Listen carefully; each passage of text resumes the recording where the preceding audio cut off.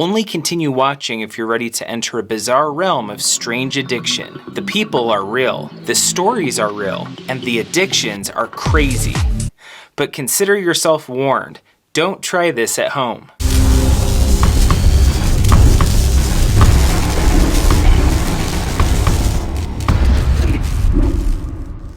What's going on, guys? Welcome back if you've been here before, and if it's your first time here, it's nice to meet you. My name's Derek, and I share stories here on my channel every Tuesday and Friday. I cover a variety of topics that are unbelievable, shocking, mind-blowing, and what they all have in common is that they're true.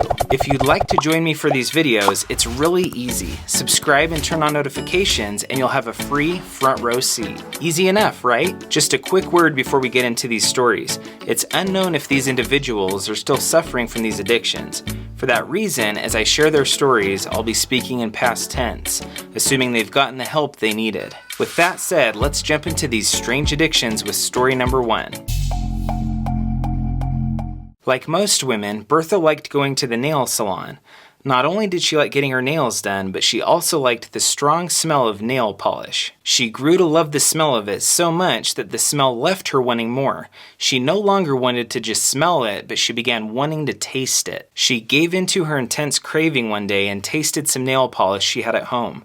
It tasted even better than she imagined it would, and one taste led her to drinking the entire bottle. Bertha was quickly hooked on the taste of nail polish, and she began buying several bottles of it every time she went to the store. She was drinking it every day, and she started to realize that she couldn't get through the day without satisfying her craving. Not only was she consuming nail polish every single day, but she was drinking large quantities of it. Before long, she was going through 5 bottles every day. For a period of at least 5 years, she was drinking 5 bottles daily. That's over 9,000 bottles in just a 5-year period. She knew it was bad for her. She knew it was hazardous to her health. But like with any addiction, the craving outweighed the consequences. When she was stressed or upset, her craving intensified. The taste of the nail polish brought comfort to her and would help her overcome those feelings. However, Bertha admitted that consuming the nail polish didn't come pain-free. When she'd drink it, it would burn the back of her throat, but she also started to enjoy that feeling. Since all nail polishes seem to smell the same, you would think they would taste the same, but Bertha's favorite color of nail polish to drink was blue. I'm not sure if it was because it tasted better or because she just liked the color blue, but apparently any nail polishes with glitter were a close second. She kept her addiction a secret from her family and friends for a while. She was embarrassed about it, and she also didn't want them to be worried about her. She reached a point where she finally told close family members about her addiction. Of course, they were concerned about the impact it may have had on her health. She went to see a doctor and was told that drinking something as toxic as nail polish every single day could cause irreversible organ damage, if not death. The same chemicals that are used in nail polish are also used to make explosives and are also used for embalming, so you know they're definitely not suitable for our bodies. It's unknown if Bertha still suffers from this addiction or if she's been able to overcome it. Hopefully it's the latter and she doesn't have any permanent damage. In 2009, Casie married Sean, who was the man of her dreams. They started their life together with a lot of hope and excitement and grew closer together. Well, one fateful day in 2011, Sean suffered a severe asthma attack.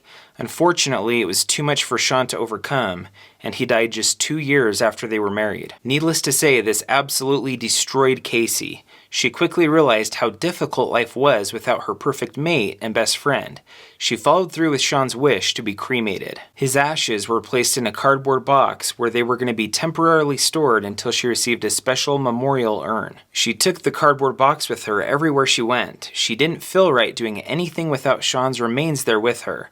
It was part of the mourning process for her and was helping her deal with her world being turned completely upside down. Before long, the special memorial urn arrived. Casie transferred Sean's ashes from the cardboard box to the urn.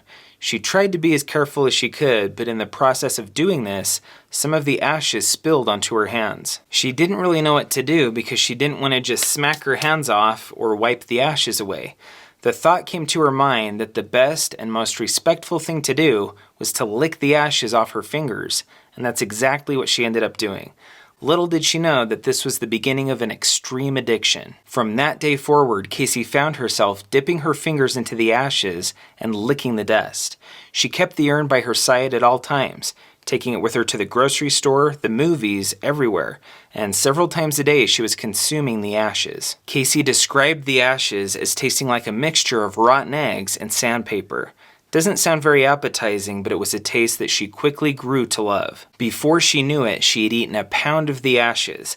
It was such a regular habit for her each day that some days she would skip meals and eat the ashes instead.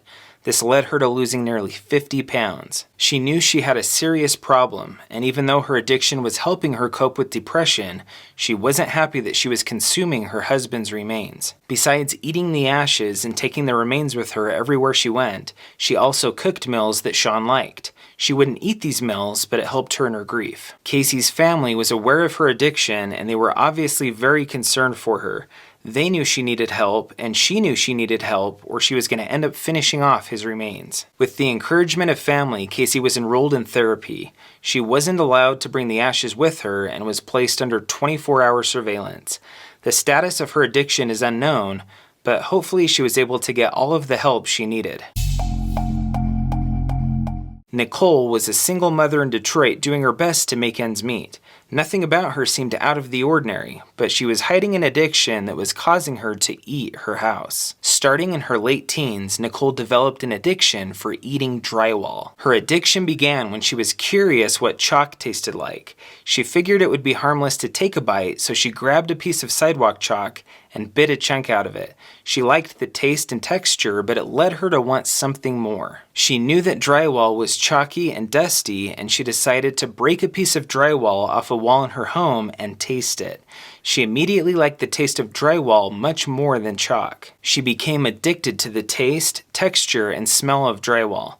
Within a short amount of time, she was eating drywall at least 6 times each day, and each week she was consuming nearly 3 square feet. Her addiction accelerated to that level after her mother died. Like the previous story I shared, eating something bizarre was a way for Nicole to handle her grief. It helped her be able to carry on and try and set a good example for her son. Not only was Nicole eating drywall from her own house, but she was finding ways to eat it at her friend's house and at her grandma's house. Wherever she could find it, she was feeding her addiction. She would make a small hole in the wall and then each day break off small chunks to eat. This led to several walls in her home where there were huge areas of drywall missing. She was embarrassed by her addiction and would try to keep it as secretive as possible. She would limit having people over so they wouldn't see her walls, and anyone that did ask about her walls was told that a project was being done or was given some other excuse. In case you may be wondering, not all drywall tastes the same. According to Nicole, some drywall is bitter and gross, while other drywall tastes fresher. But the question is, how dangerous is drywall? Very dangerous when you consider it's made from fiberglass, acids, and silica. Each of these things are poisonous to your body and should never be consumed. Nicole was worried that she could possibly get sick or suffer long-lasting effects from eating drywall, but she never knew or even wanted to know what was in it. Nicole finally ended up sharing her strange addiction with her uncle, who was one of her closest family members. She felt that a huge weight had been lifted, and her uncle promised to help her get the help she needed. She met with the doctor and received an examination. She told the doctor that she had been eating drywall, and that's when the doctor shared with her what drywall is made up of and how dangerous it is to consume. Surprisingly, Nicole didn't have any signs of damage, and the doctor couldn't believe that was the case after finding out how long Nicole had suffered from her addiction. The visit with the doctor was a huge wake-up call for her. She knew it was going to be hard, but she was ready to overcome her addiction. A month after seeing the doctor, she was no longer eating drywall. Well guys, that will do it for today's Strange Addictions.